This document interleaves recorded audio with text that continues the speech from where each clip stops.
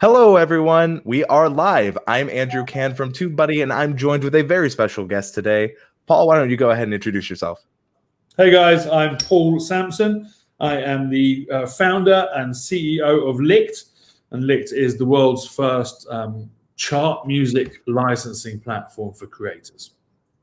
So, chart music licensing for creators, I think that is so important. So, Licht is offering a very great service, and we actually partnered with them to give everyone watching who is a paid TubeBuddy user a special deal with Licht. So, we're going to have our moderators be putting that link in the chat. It'll also be in the description as the show goes on. But I wanted to have Paul on so we could ask some questions about Licht, get to understand what Licht is, how it came to be, and why it's so beneficial for creators to be using. So, you were talking about music on the charts. How did you get into this space, licensing chart music to creators?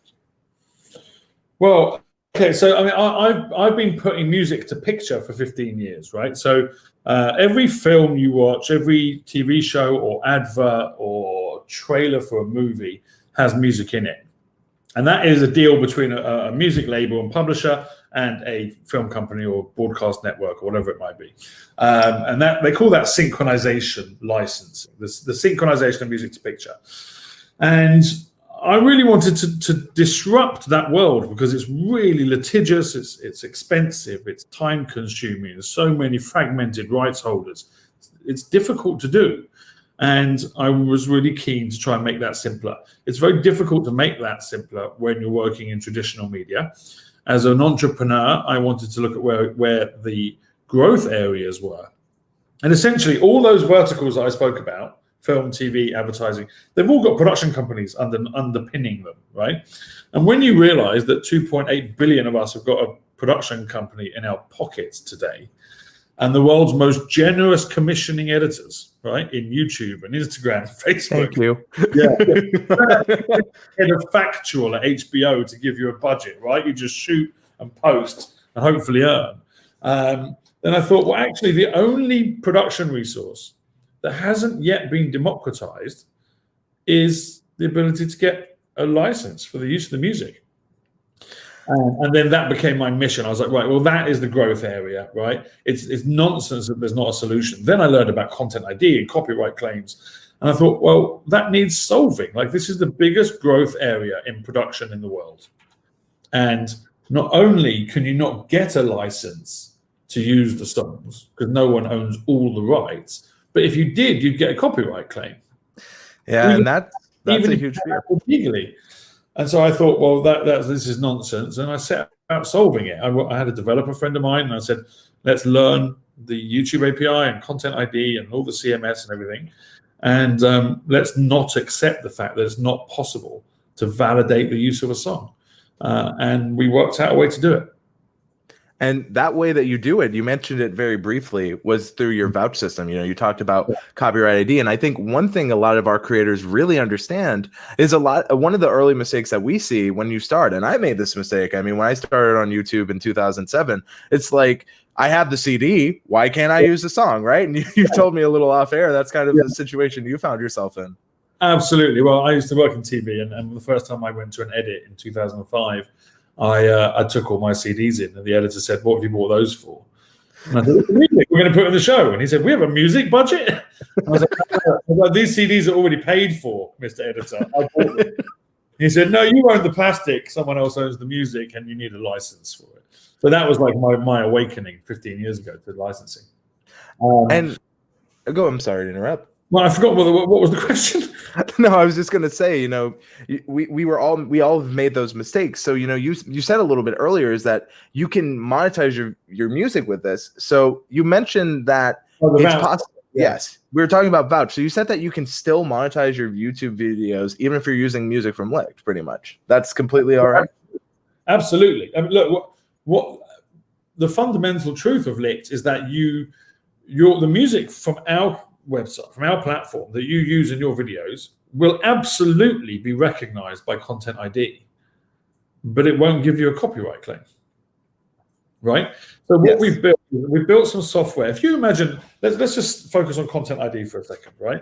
The music industry lobbied government and Congress to, like, this is really annoying that people that like YouTube or any other platform are earning money from content that that infringes my copyright, right? And so in order not to be sued, YouTube or and any other platform really, start building audio recognition software. And it basically gives labels and publishers the ability to identify when their copyright is being infringed. Now, the policy within Content ID, if you're a label or publisher, is to either block that content or monetize that content, right? And you get to decide that the moment you upload a song into YouTube. Now, the reason those options only those options exist is because it's very difficult to discern who owns all the rights to a song, right? There can sometimes be 7 different owners on a song. So Content ID only gives you those options, and you pick one, and it asserts that policy for you when it hears the song.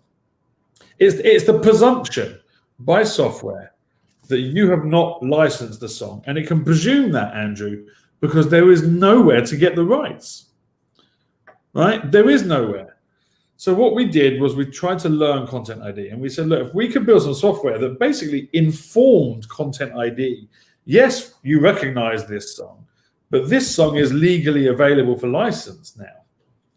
So before you decide to monetize this video and presume it's unlicensed, why don't you tell me what the channel name is and what the song is, and I'll tell you if it was a Licht user and they paid for a license. So essentially, you're protecting us. Yeah, well, listen, the vouch software is called Vouch because it vouches for you, right? I love that. When we were coming up with a name, we were like, what do we call our secondary software? And we were like, well, it vouches for our users. Like, let's call it Vouch. So you come to Licht, you get a license for a song. You've done that by registering your YouTube channel with us. And so then we're connecting your YouTube channel to the code for a song. And when YouTube finds that code, it has to check with us, hey, is this channel ID one of your users? And if so, did they license this song? And if the answer is yes to both those questions, then it says, okay, I won't claim it. And that the good news about that is that it gave the music industry comfort that everything that wasn't a Licht user, that might not be a creator, would still get monetized, right? So what we were saying to them was, you can still keep earning your money in the non-monetizing channel sector, because that's where you're earning all your money. But you've locked yourself out from the most influential demographic on YouTube, right? These creators that have 90% of eyeballs across all of YouTube, they may only constitute 5% of videos or whatever it is, but that's where the audience is. And this is TV for a new generation. And you ain't being played, right? And if I'd grown up watching television and I never heard my favorite music on television, I would think that the broadcast networks and the music industry heads didn't lack the foresight, will, and vision to ensure the ongoing democratization of music extended to the primary way I get my content, TV. Well, that's where we are today on YouTube, and that's what we're trying to solve. And I think, to kind of transform that to today, I think a lot of younger creators or younger viewers, they find their music now from TikTok. So I think what you've said is so important, because YouTube is being broadcasted to billions of people, and that missed opportunity is there. So, supporting companies like Licht, which are helping these, traditional, they're thinking of, old school kind of ways, recognize the value of digital is so important. So, Licht is vouching for us. It's important that we vouch for Licht, that we show them how important it is that we're behind you, right? Look, that's probably the single biggest thing that we strive for, really, is the backing of the creative community, right? Like I mentioned to you off air, but Licht is 4 years old almost, right? We'll be 4 in November. We've only been live for 18 months or two years, something like that. And we haven't had a lot of content until this year, right? Because we've been trying to get these deals done.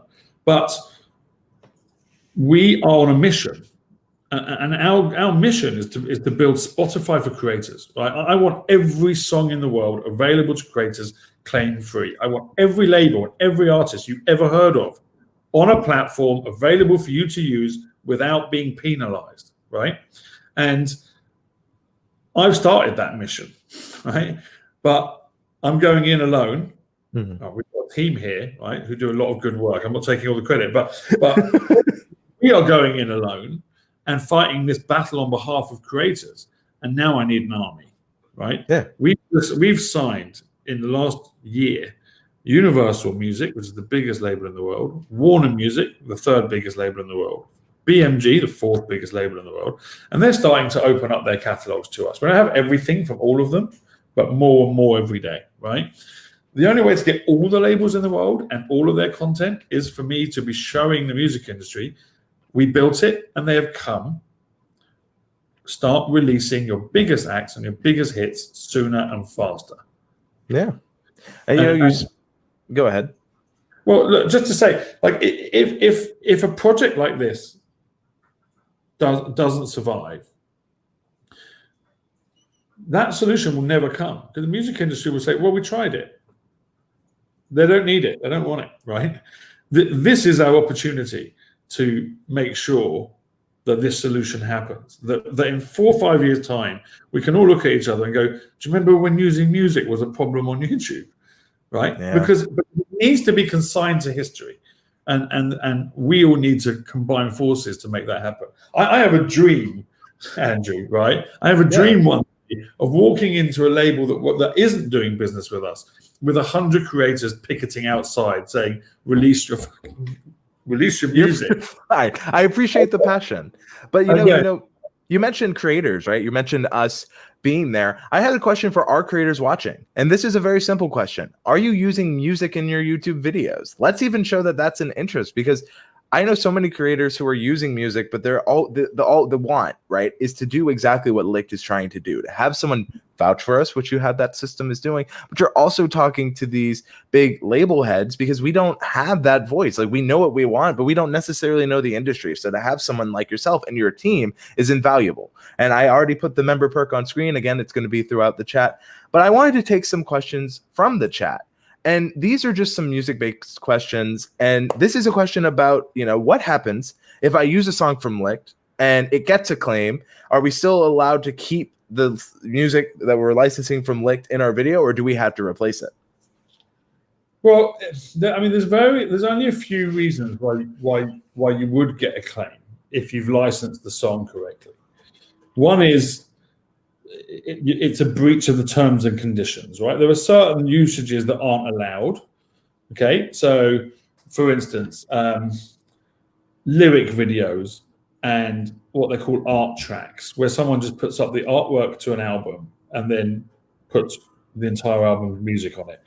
Those videos and those sorts of usages are designed to make YouTube an illegal streaming platform, right? And so imagine this. I don't have Beyonce yet, right? But if the label gave me Single Ladies by Beyonce, and then you came to Licht and licensed it for $8, and put up a lyric video to a song that already has about 800 million views on lyric videos, and your video got 50 million, but because you used Licht, you didn't get a copyright claim, and I have to go back to the label and go, yeah, all right, Andrew got 50 million by using your asset and doing absolutely no other work, but we are splitting $8. So they would say to me, well, we're cancelling our contract with you, right? So we have the vouch software isn't just clearing claims; it's analysing certain aspects of a video. It alerts us if anything looks like a lyric video or an art track. So that's one reason. By the way, the label always maintains control of their YouTube CMS, and they could say, so I've just seen that comment. Yes, Daniel, yet. So they can go in and reclaim at any point, but they have to tell us that they believe it to be a breach of the agreed terms and conditions. So that's one. Two is, there's one label, I won't name who it is, but there's one huge label who has refused thus far to work with Vouch. But we have agreed with them a manual claims clearance process, right? Where they've said, look, we want to test the market with you. And they're so big, we didn't want to lose the deal just because of that. And we've said to them, all right, well, what does that involve? And basically, they want to review that you're actually not working with a brand when you say you're not working with a brand. They want to review that it's not Logan Paul in a suicide forest, right? attaching his brand to their artist, who might be, really, really clean cut. And as long as you've credited the artist and the track in the way that Licht asks you to. And in those instances, they clear the claim within 2 hours. So you set your video unlisted, and then you can upload. But that's less than 1% of the catalog that we have. 99% of it, 99.9% of it, is cleared automatically with our software. And that's incredible. You mentioned about crediting artists. It's something that YouTubers, when they're creating their art, they want credit, right? So how do we, as creators, credit artists through using the Licht software? Well, it's easy. It couldn't be any easier. You pick your song, you license your song, and at that point, when you're legal, you get access to the download. Before you download the file, you have to click a box that says, I understand I have to copy and paste this paragraph or these 2 sentences into my video description. I mean, the copy and paste happens just with an add to clipboard. Click one button and it's there, and then you paste it in the video description, and you're done. And that doesn't sound like it could be any easier. Like we get the song, you give us the link, we just put it in the description.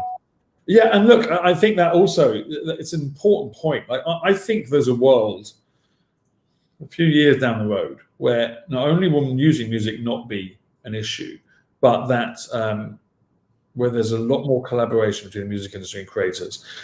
Included in that copy that goes in the video description is, particularly when it's a major label song, is a link to stream that song on Spotify or Amazon or Tidal or iTunes, right?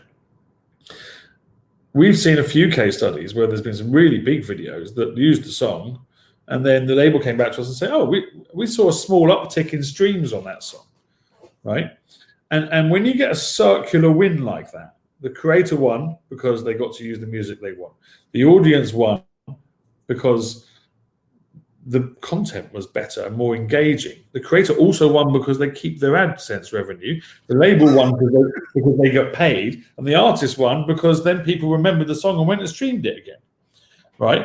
And when you can build an ecosystem like that, then it becomes a no-brainer. I can walk into offices and go, do you remember when you were resisting me? Like this wins for everyone. And that's a compelling case. And we can start doing that at scale. Then we can start talking to the music industry about a subscription deal, right? As opposed to an a la carte pay per license, or collaborations. We can help them find the creators or influencers that are the right fit for a big act's new release. Yeah. They might be paying creators to use music. So I think we can get to a place where this becomes not only a thing of the past in terms of the issue or the problem, but where it becomes mutually beneficial back scratching ecosystem where everyone really wins. Yeah, and especially if there's that, you mentioned briefly that one of your goals is like a subscription model. Like there are a lot of music review channels where all they do is talk about the album, and they may necessarily not play the whole album, but if they could play a sample and feel free to use it legally, licensing through Licht, that's a huge win. So I mean, that's an important point, right? Because there's those and there's reaction videos.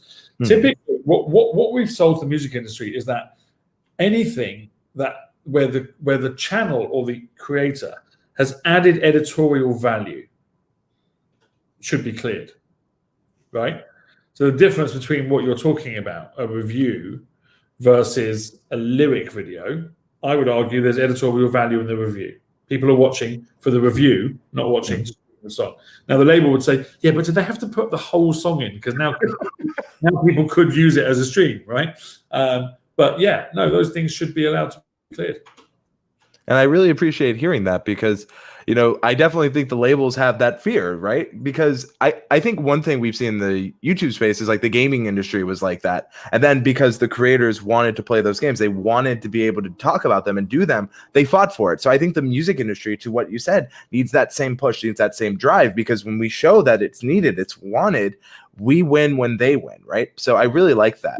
And kind of going on that creator stuff, and this comes from the audience, is how many YouTubers have you collaborated with? How many YouTubers are currently using Licht, if you don't mind saying? I don't mind saying at all. I mean, there's currently just shy of 20,000 people signed up to the platform. Not all of those are monetizing creators. In fact, less than half of those are actually our target customer. Right, so there are a lot of small channels that that use us and test us out because there's an introductory offer.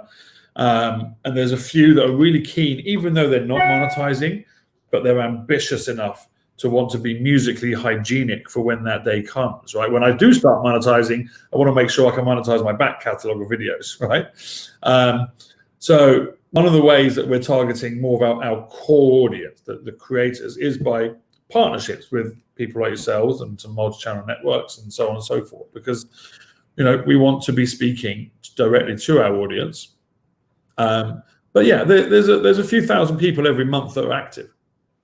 And hopefully we can get a couple thousand and million more throughout time. But, we're always working towards goals like that.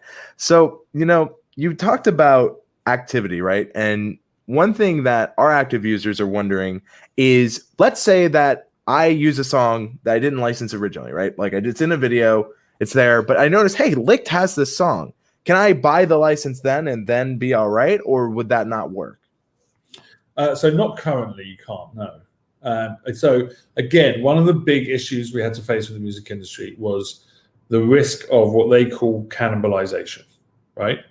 What if a bit like the Beyonce example I gave you, but what they're saying to us is, listen, it's impressive what you built, but how can you guarantee me that we're not going to lose the revenue we currently earn on YouTube, right? And the answer to that is, well, we have to guard against lyric videos and art tracks, and we have to not retrospectively license for now, right? But again, when we hit scale, full coverage, then we're often handling claims better than the label is, right, in terms of accuracy of what should be cleared. And they don't have the resource to be analyzing through all their claims queue what was a creator and what wasn't, and whether the publishing was cleared and what wasn't. So more and more, I think they'll use us for things like that. And I think that is one of the functions or features that we will be able to provide further down the line when we've proved our trust and capabilities for both creators and the music industry. But if I said to them, hey, listen, you're earning X amount of money on this video, how about you stop that and earn less with us, then they would have an issue with that. But more and more, that won't be an issue. People will learn about us, people will start using us, and they won't have that problem. And I think that's important. And it's a perspective from a creator would think the same way. Like if you were earning thousands of dollars on a video and then a brand cam is like, how would you like to earn less? You probably wouldn't take that deal, right? So it's a similar situation where I think it's very important to think about it from both sides, because one thing I think creators is that the musicians are creators too, right? Like it's not necessarily like creators versus creators. It's just understanding that we all just want to get paid for the art we make. Correct. And why? If I make the music industry lose here, then we all lose. If I can make everyone win, then it speaks for itself. Absolutely. So this next question comes from Crafter and Coder, and their question is, you guys charge YouTubers with the amount of music issues or monthly payment kind of. So can you go into how Lick kind of works on the payment side? Yeah. So a lot of people watching this will already be using a solution of some description, right? Whether it's an Epidemic or Jingle Punks or Audio Network, whatever it might be. They are not chart music companies. They are stock music, library music, royalty-free production music, whatever you want to call it. They own that music. They commission it. They pay a composer, right? And you might have a composer in the same week writing tracks for their indie rock album and their West Coast hip hop album, right? There's not a lot of expertise. Some of it's good, don't get me wrong. Some of it's not. So they can charge a subscription because they basically own the content, and they're saying, look, these are just MP3 files in storage, right? Like whatever money we can get from you is a bonus. They've provided a solution. We want to provide the solution, right? The thing that everyone really wants. We don't own those tracks. So we're not able at the moment to do a subscription. What happens is on Licht that you create an account through a Google OAuth, right? And in that process, we analyze your channel statistics. We work out, on average, your video viewership size.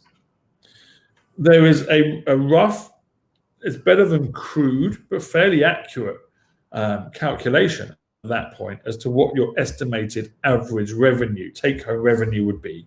And in that calculation, we allow for not just YouTube's 45% and then your 55, but even of your 55, we account for an MCN you might be paying, or a manager or an agent, right?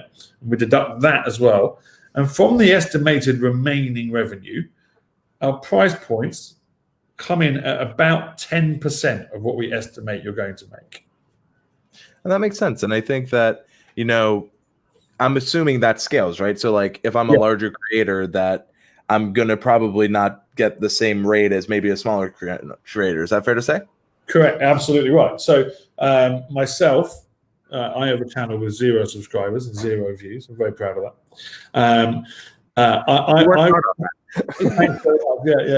I only use it to demo to rights holders, really. But I would pay the entry point £6 or $8. PewDiePie would come in and have to pay $250 for the same song, because we're just earning totally different amounts of money, right? But I quite like that in terms of the democracy of it, right? Listen, we want to help you monetize. We want to help you create more engaging content. As you grow, you'll commit 10% of your earnings to the music industry for the right to be able to use something.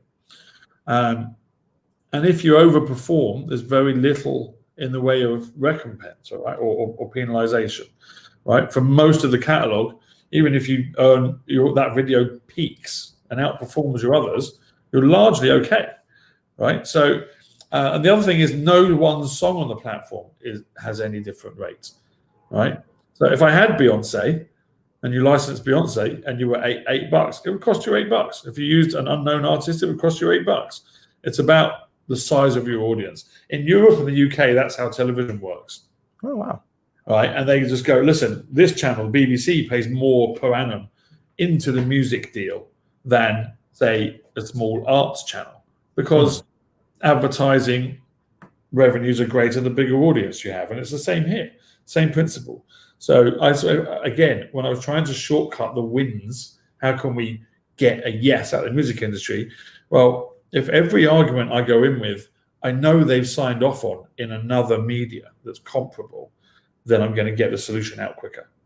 And so when they went, oh, we're not sure about that model, I was like, but you do it on television. Oh, okay, next. So that's how that works. I think at some point I would like to move to subscription. But again, we have to prove market share and that people really want this to get there.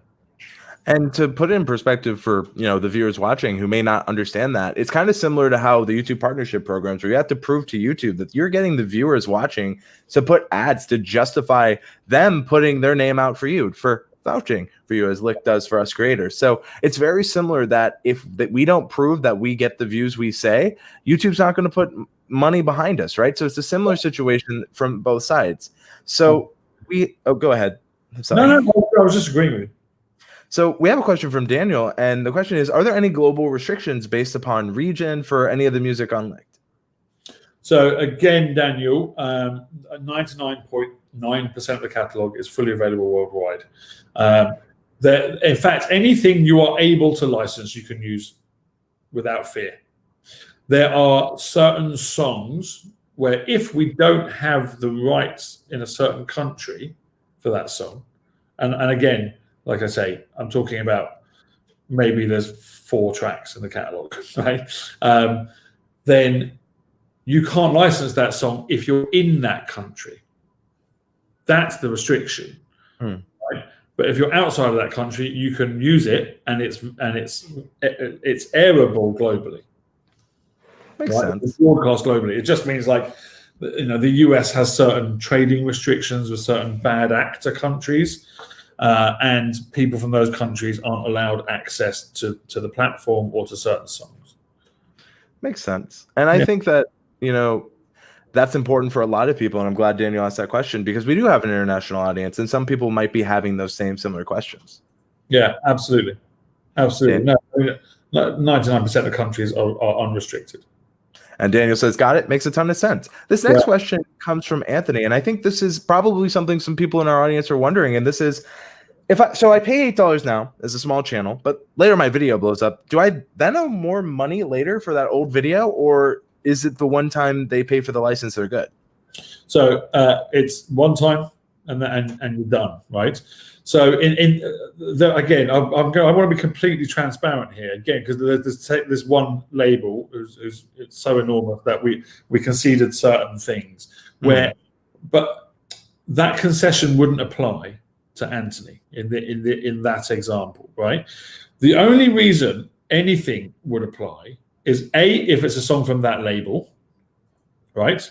And B, if you exceeded your average video viewership by more than threefold and within 3 weeks or 4 weeks, right? 28 days, because that suggests it's going viral. And one of the things the labels don't want, the business development people at the labels go, listen, Paul, I know you're telling me it doesn't happen that often, and that viral videos, because I said to them, viral videos tend to come not from the creator community, but from just, I caught my dad falling off the garage roof and I put it on YouTube, right? Like, there were big videos from the creator community, but they're typically consistently big, right? They're not outperforming by 400% their average audience typically. But if it doesn't happen, if there's not the statistics to indicate that this video is actually going viral, that scares them, because what they'll say to me is, I don't want to be the guy that didn't sign the Rolling Stones. I don't want to go to my boss and say, hey, I let this music go into this video for $6, and actually it got 250 million views. So typically they would see that happening within the first 28 days. So Anthony, to fully answer your question, you says, and later but later my video blows up, even with that small amount of catalog that has that caveat on it, it wouldn't apply to this, because if it didn't happen in 28 days, you're fine. So don't be concerned about it, I would say, because like I say, there are now 85,000 songs on Licht from label. And the restriction I spoke about applies to about 40 of them. Fair enough. And I think, 40. Well, I'm pretty sure it's probably disclosed too, right? Like, that's one of the restrictions on the song. Yes, it's all in the end user license agreement, which you can view before you license. But like I say, most of it is pretty standard, and just there's no comeback for any of the labels on most of the music. Yeah, and I think that knowing that there are things you can take, that precautions, knowing that if it goes viral, it might change, is important to say. But like you said, it's not the common, right? Like, we feel that all the time. People are like, well, I just uploaded this video. When's it going to go viral? It's like, it's not that simple. Yeah. So I like that was discussed. And I think it's important that it was discussed. Absolutely. Well, look, you want to get deals done, right? Like, there's a saying in life and in business. Nice, Doc. That's a good comment. There's a saying in life and in business that you can't let perfection be the enemy of progress, right? So a lot of these times we say to ourselves, look, let's just get these deals done, because we understand they're nervous, the labels. We understand they've got concerns, and I don't want the person that I need to sign this contract not signing it because I won't understand that he's scared, right? So let's get the deal done. Let's prove that within 1 year it didn't happen, and then when I renew the deal with them, I can say, can we drop that clause? Can we be more lenient, right? And we start to ease it. And like I say, within a few years, we won't have anything. Yeah. Can I just? There's a comment on the screen that I can see. Go for it. So you're welcome for that answer, and you'll be using us alongside Epidemic. I think it's worth touching on, right? I mean, Epidemic have done a brilliant job, right? They provided an excellent solution, right? And kudos to them. Creators needed it, and the commercial music sector was not providing it, right? Actually, when it comes to providing or working with innovation, adopting innovation, the commercial music industry has only ever been slightly ahead of the Amish, right? Yeah. It took Spotify, it took Napster to revolutionize to digital. It took Apple to legalize downloads. It took Spotify to pitch the streaming, and it's taken Licht to make them work with the creator community. But what a solution Epidemic and companies like that have done in the interim. Now, I don't think that if you're with Epidemic, it's an Epidemic or Licht choice. I've worked in companies like Epidemic, and what they do really well, which commercial music doesn't, is things like drone, fantasy, action, adventure, comedy, right? There's a reason that stuff is called production music. It's made for production, right? Yeah. So when I was working in a production music company, I licensed tens, if not hundreds of songs into Breaking Bad in a one-time deal. And why did they do that? Well, they wanted to get production resources boxed off, so they knew what budget they had to license the hits into the show as well. And I know better than anyone that production music and commercial music are happy bedfellows, right? I need some background, I need a drone, I need a bit of suspense. And now I need Fatboy Slim, right? So, like, I think that Epidemic and Licht are happy bedfellows, and people shouldn't be worried about choosing one or the other.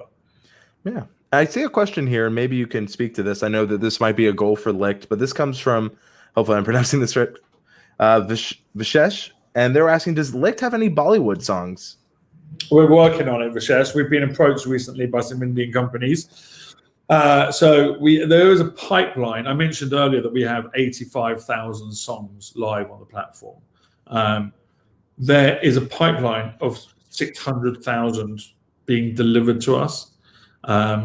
There is a scheduled pipeline of delivery of 6 million songs in the next 18 months. So, I mean, Licht will have millions of songs by the end of 21, at least 1 million songs. And I mean songs, not tracks, like songs you know. So we will include some Bollywood in there, of course, because we know that market is prolific. So it's in the offing. It's in the offing. I would search for it. And he had another question before that came up. I kind of answered it as he asked it, which is why Epidemic Sounds or Licht. Like I said, I don't think it's one of the two. You guys will have a subscription with Epidemic. That's really useful, right? Being able to just go and pick the production tool. Think of Epidemic Sounds as a toolbox, right? You need it there because you're going to need some suspense and some comedy and some action and some adventure and maybe even some rock. But I want to use that song I love. Mm-hmm. Well, now you come to Licht and you go and get it. I need a really good commercial sound, or I'm doing a dance. Like, you come to Licht and get the commercial stuff. And I look at it kind of like this, movies don't just tend to be all score. They'll sometimes throw in a popular song, and they have to license that too, right? So it's that similar thing. They'll use their own, original scores, but they'll also use popular music. So I see it like in that similar traditional way, playing together perfectly on YouTube. Yeah, I totally agree. And look, we having worked in production music, it's often crossed my mind as to whether or not we should be in that market as well. but because what I'd really like to build is sort of mecca for music licensing, right? Just everything under one roof. When you talk about us getting to hundreds of thousands of millions of songs on the platform, then, but Epidemic do such a good job that they should continue doing that, and we should focus on what we're doing. Yeah, and I think that it's good that you address this question. I appreciate your honesty on it because it's very important, and I love the answer. I think it's important to use both, right? Use what works best for you and what you're trying to accomplish as a creator. And the fact that we have both options is a win for the creator community. I agree. I totally agree. Listen, that's what I was saying before. The only production sector in the world precluded from using commercial music is the YouTube sector. Let's open it up. And that's a nonsense. And that's what I'm telling the music industry. You've got this huge production market growing, and you're shooting yourself in the foot again, right? And I've built you a solution. Come on board. And Toby is very thankful, and I appreciate, like I said, that honesty is very, very refreshing, because especially when it comes to music, the creator mindset is that they just don't want to talk to us. So to have a company like Licht talking for us and vouching, again, I keep using that because the vouch system's so cool to me, working from like the traditional MCN world, which I guess maybe here's a question. Do you guys partner with any MCNs? I know a few people in our audience have ties with MCNs. Is that something you do or plan to do? So we've just done our first one, actually. It launched in August with Full Screen. and there are a couple of others in the works, but I'm not allowed to talk about them yet. Fair enough. but yes, if you're at full screen, you'll be able to find Licht through that dashboard, and just as much as you would do through the TubeBuddy members area. So MCNs is obviously a good route to market for us. Perfect. So this next question kind of comes in from a more of a creator perspective. They're asking, if I use a song from Licht in the opening / closer, do I have to pay for it twice, or is it okay that I've used it in my opening and the closing of that video? So let's say I start the video with the song and then want to end the video with the song. Is that going to be all right? Yep, that's absolutely fine. So it will be recognized by Content ID. Content ID will attempt one claim on the one song, right? And it's that claim that we would clear. So if you used it twice in one video, that wouldn't be a problem. This is a very important question, and Doc Rock only asks the most important. Since Licht is in London, what footy club does he support? This answer makes or breaks the deal for him. Doc, there's probably a London team you're waiting for me to say that is going to break your heart or something. I support Liverpool. All right. You heard it here first, folks. This will make or break a lot of people. It's in the north. But listen, when I was 5, I was stupid, and I didn't know that Liverpool wasn't in London, and Liverpool just won my heart. And before I knew it, I was supporting a team from 150 miles away. But I go and watch them as often as I can. Doc, are we still on good terms, mate? Are we cool? We'll find out in just a bit. But, I thought that was a little fun of a question. Again, it's cool to see brands like yourself be approachable, which I think is something that, again, creators are afraid of approaching brands and music stuff like in that way, because, again, it's been so you're wrong, we're right, we own the rights, we don't want to talk to you. So having someone vouch, having that face helps a lot. Oh, completely, man. And a lot of when I went into the labels early on, it was tough. Like, who are you, Paul? Like, why should we listen to you? Well, look at the size of this market. Look what you could be doing. Look what's happening to these other companies, right? Well, we still don't know who you are and why we should trust you. But now we are becoming more of a trusted source for them. Oh, he's a Man U fan. Wow, okay. So that's why I say that dream I mentioned earlier about walking into a label with 100 creators and picket signs. I think that dream was more vivid and more had more clarity in my mind when we didn't have a deal with any of the major labels, right? I can tell you that in April last year, we had 275 labels and publishers signed, right? We now have 7,200. Wow. So, yeah. I mean, the reach we're getting is scaling massively. And so I feel less aggression towards the music industry and more collaboration towards them. Like we just looked for the first time. Here's a really great example. There is a department at a label that looked after old acts, right? Legacy acts. So people that we might all know and love, but they haven't delivered us anything. And when we asked them why, they said, well, we don't know. We don't think that creators know our artists or care about our artists. So we analyzed all the searches on our platform, and it turned out that 27% of all the searches on our platform were for legacy acts. And I was able to 11% of all those searches were this particular department's acts. And I said, here you go. There's 4,000 licenses you would have had. And they went, oh my God, we're going to go and get you those acts. So now we're flipping the script a bit. Like up until now, the tail's been wagging the dog, right? And now we want the dog to start wagging the tail. We'll be putting out monthly insight reports to the labels and going, here's the #1 searched artist on Licht. Here's how many times we missed the search, right? Here's how many times we redirected them to some other label but they spent money with them, right? And those arguments start to become really compelling. And they go, okay, have the artists, stop sending them to other labels, right? and they start releasing music more and more and more. With every penny I deliver to the music industry, it's another 1,000 tracks they'll be willing to release for us. And again, to relate that right back to that YouTube struggle, is like if you don't make that video and someone else's did, well, then they got that viewer, they got that click, they earned that authority, and you missed the boat. No one wants to miss the boat, right? So having that data is so important. So would it be fair to say that even if you don't have it yet, searching on Licht for that artist still helps Licht and the creators? Well, searching on Licht for that artist, we're actually thinking about doing this. Think of it as adding your name to a petition. Oh, wow. Right? Like you're not, but we might enable that feature. Fair. Every time you search for an artist, we register it if we don't have it. And we go back to the label and go, there's another one, there's another 1,000, there's another 2,000. And with more and more people joining the platform, that grows exponentially, right? And soon you become too compelling for them to leave you out. Now, we signed 2 of the 3 biggest labels in the world. One of them has been they've been really great and very collaborative, right? And they're working with us productively and collaboratively, but they have been cautious in the amount of content they've delivered to us. The other one of those 2 said we're delivering you 50,000 songs on day 1. Wow. And when the first one hears that, they go, oh, we better turn on the taps, right? When we were the only player in the game, we could afford to be cautious. Now people are going to drown out our music. Right, so one begets the other, scale begets scale, and that is now happening on the music side. We want it to happen on the user side as well.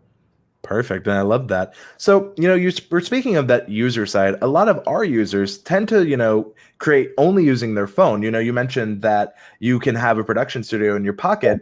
Is it possible to get Licht music on a mobile device? So, I'm assuming the licensing is not the problem, but can you just download it on a phone? Yeah, it's a mobile-friendly web application. It's a website that works on mobile, right? So, I mean, you can do what I do, which is, I don't know if anyone will be able to see my phone, but I just bookmarked the Licht website onto my home screen as if it's an app. So if I click there, oh, I can't see myself there. It just launches it. You're good. That's what I recommend everyone does. So to answer the question, yes, you can use it via mobile. That's great to know. Absolutely. I mean, more and more that's happening, right? And there's so many things coming our way. I'm not allowed yet to mention the name, but we're supporting a company that is probably the biggest player in virtual reality concerts at the moment. Oh, wow. And they're saying to us, well, what we didn't know that is that a lot of our members are also creators, right? And they're getting demonetized. Can you help? And that wasn't something that we're sort of back end support now for a virtual concert person, virtual concert company, and that is an application we didn't see coming, right? But UGC content as promotion for other platforms is becoming more and more important. So the labels know they've got a bad reputation with creators, and we're trying to help them change that by making their music available. And unlike the song, they do care about their bad reputation.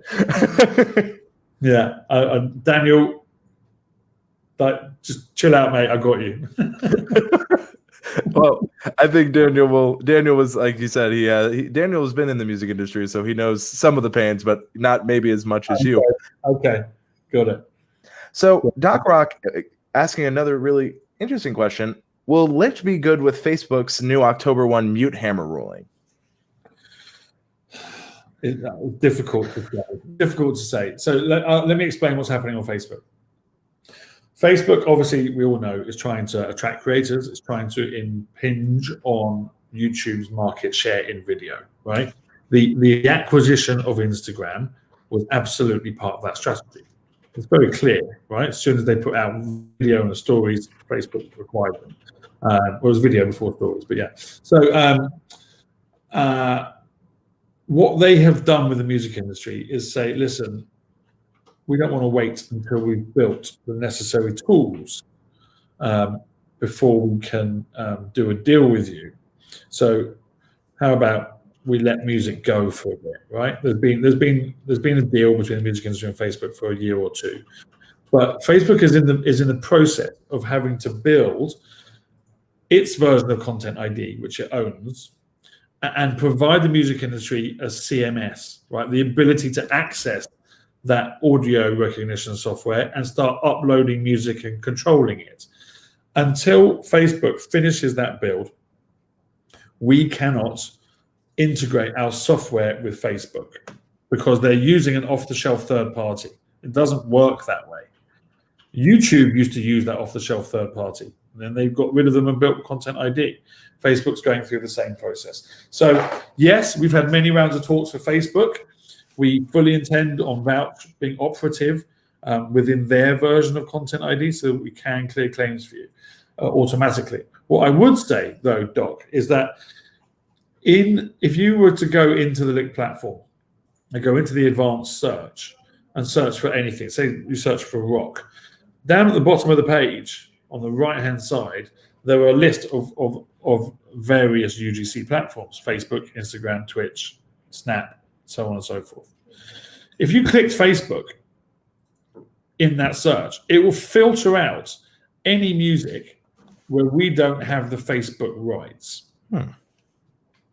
And again, 90 to 95% of the music, we have the Facebook rights. Now, what we can't do is automatically clear the claims through the software, right? So what happens, I mean, I should explain, you are legally allowed to use the music if you've cleared it and you've got the Facebook rights from our platform. Their software will recognize the music and either block the video or mute it, right? But there's a dispute button there.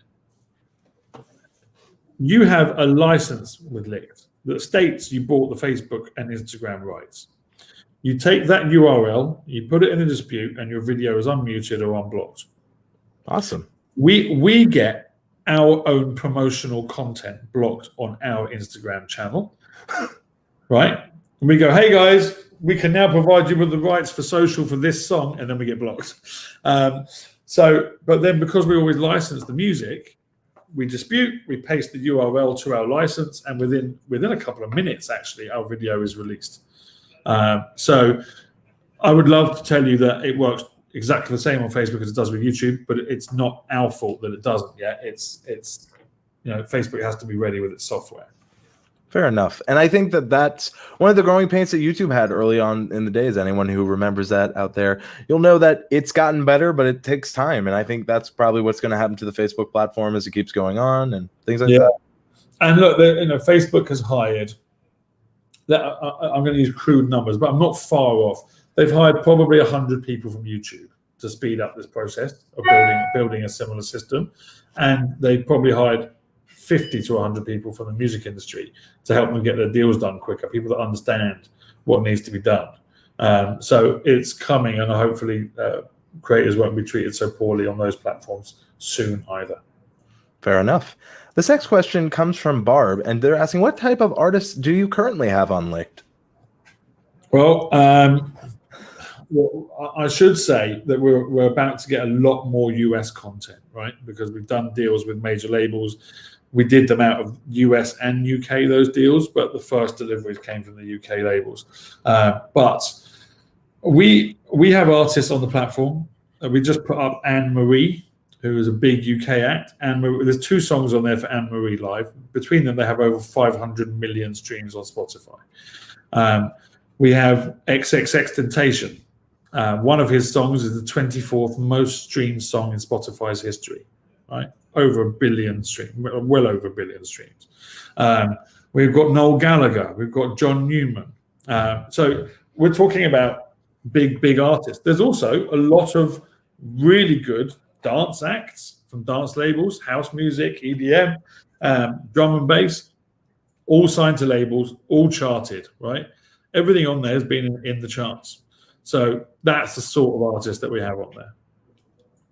And I think that's a good variety. And I think, you're going to get more, as you said, you have more in the works. So that's you should be paying attention to Licht. And again, with our membership deal, which our mods have been so kind in putting in the chat, and again, it's in the description, you'll see more of this stuff. And I think, oh, go ahead. So sorry. Well, look, what I can tell you is that one of our biggest investors is a member of Pink Floyd. And, oh, wow. and we recently had someone involved in the management of Arctic Monkeys invest in the business, right? And we are in negotiations with the management of one of the top 3 biggest selling female artists in the world, to invest in the business. So there is really good support from the music industry to try. I mean, management of the artists love this. They understand the power of social, and they want to act quickly. And by investing in the business, they're saying, we're going to put our artists on the platform. So what kind of artists? We're talking about acquiring very soon the biggest artists in the world, hopefully. And we won't get all of them on day one. But I would be amazed if the Spotify streaming count for the totality of our live catalog is anything less than 10 billion. Those are some big numbers there. Yeah. So we'll see. So I do have a question. You mentioned Beyonce a few times. You mentioned some of the artists. Is there a white whale, like besides Beyonce, that if you're like, if I can get them to be able to license through Licht, I've done it? Is there anyone? I'm just curious. Well, besides just like personal heroes of mine. Yes. Well, I can tell you that the number one searched for artist on the platform is Drake. Oh, wow. Yeah. And we do have his label signed. And we are monitoring the continued and ongoing search of Drake in order to build the case to get him on the platform. But I haven't spoken to any of his management. I haven't spoken to his label reps. That's just some insight from the platform. We're always going to have a certain number of artists that aren't on the platform that we want on. But there was a mission within our team, now that we have that data, to go and aggressively try and procure them one by one, right? I can tell you that there's about 10 of that top 100 that we know we've already been delivered, and we're just trying to clear the remaining publishing rights. So you get an artist, that's the label. Mm-hmm. You have to clear all the publishing, which is the people that wrote the song, right? There are some hip-hop songs with 72 writers on them. No joke. There are at least 12 writers on Work by Rihanna, right? And most of the lyrics in that song are work, work, work, work, work, right? So you have to have all 12 contracts in place with all 12 global labels and publishers before you can get that song up, one song.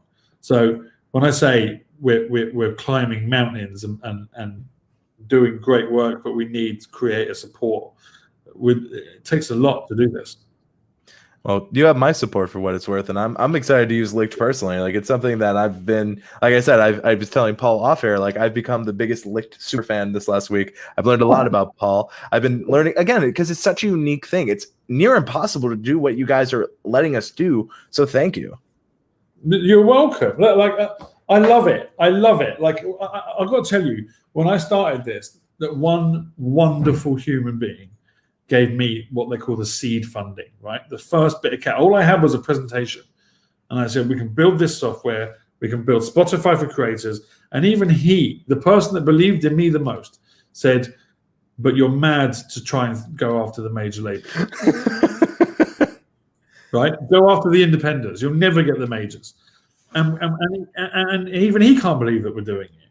We're moving mountains, and we will get there. But we can't do it alone. We need people to if you've ever had a copyright claim for a commercial song, come and find the next act you want to use, right? And use it and see that you don't get a copyright claim, or see that you get a claim managed process, right? And back us, and we will get there one day. Look, the biggest solutions in this, for someone like Epidemic Sounds, who are amazing and do brilliant, they've got somewhere in the region of 40,000 tracks that they own, right? We uploaded 35,000 songs on Monday, right? This is going to be very, very big. And if we get all that music there, then we need people to be using it, obviously, right? So we want to provide the best solution. We want to bring you the biggest and best artists. It requires us to do it together, right? Not just up on our own. And, we already have a few people saying they're signing up just now, just while we're talking about it. I think you said something there, you were told you're mad, but I think you have to be a little mad to make some change. So I think that, you taking that risk, doing it is incredible. So, I just wanted to let you sign off on anything they should know about Licht. Well, I mean, look, I think that's it, really. Like, my goal, guys, is to build Spotify for creators. I want all the world's music, 55 million songs, on Licht one day. I can't do it alone. The two biggest deals we did are with the biggest and third biggest labels in the world, and they took me, no joke, 3.5 years to do. 3.5 years, probably 120 meetings on each side, and the contracts alone were 18 months of those. So let's do it. The paradise is close. Let's get there together. Sounds good. And if you guys have any questions, I see a couple of people are trying to register for Licht, but it's changing their birth date. If you have any questions and need support, we'll have Licht support in the description as well. We'll make sure to get the mods to link it. I'm sure they can help you with that issue. Paul, thank you so much for joining us today. I think what you offer is incredible. Your team has built an amazing digital platform. So thank you from us here too, buddy. We're excited to move forward working with you. Thank you, Andrew. You've been brilliant. If anyone needs us, support at lick.co, and then we're at GetLicked on all the social. You heard it from Paul. Thank you, Paul. I'm Andrew Camp from TubeBuddy, and we hope you enjoy the stream.